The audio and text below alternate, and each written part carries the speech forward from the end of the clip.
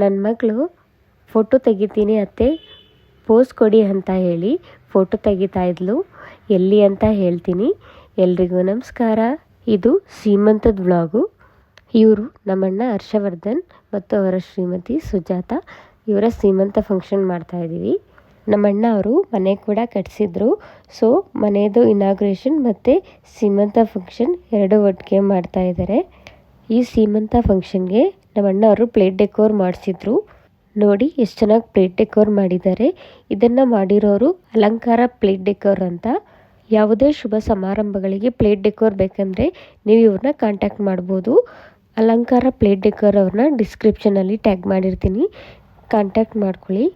ಅಲಂಕಾರ plate decor ಅವರು budget friendly ಕೂಡ ಇದ್ದಾರೆ.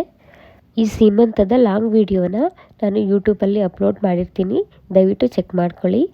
ಇನ್ನೊಂದು ಕಡೆ ನೋಡಿ ನಮ್ಮ ಹೆಣ್ಮಕ್ಳೆಲ್ಲ ಹೆಂಗೆ ಸಂಸ್ಕೃತಿನ ಉಳಿಸ್ಕೊತಿದ್ದಾರೆ ಅಂತ.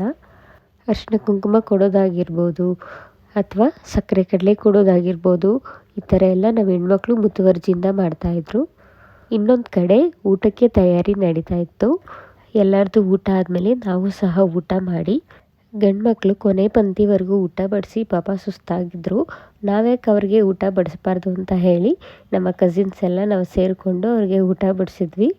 ನಾವು ಹೆಣ್ಮಕ್ಳು ಗೊತ್ತಲ್ಲ, ಅಡುಗೆ ಮಾಡೋಕ್ಕೂ ಸೈ, ಊಟ ಬಡಿಸೋಕ್ಕೂ ಜೈ ಅಂತ ಹೇಳಿ ಊಟನೂ ಬಡಿಸಿ ಕೊನೆಗೆ ಒಂದೆರಡು ಪಾತ್ರೆಯನ್ನೆಲ್ಲ ತೊಳೆದು ಮನೆ ಕಡೆ ಹೊರಟ್ವಿ.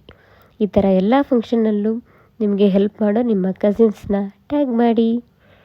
Thank you. ಬಾಯ್.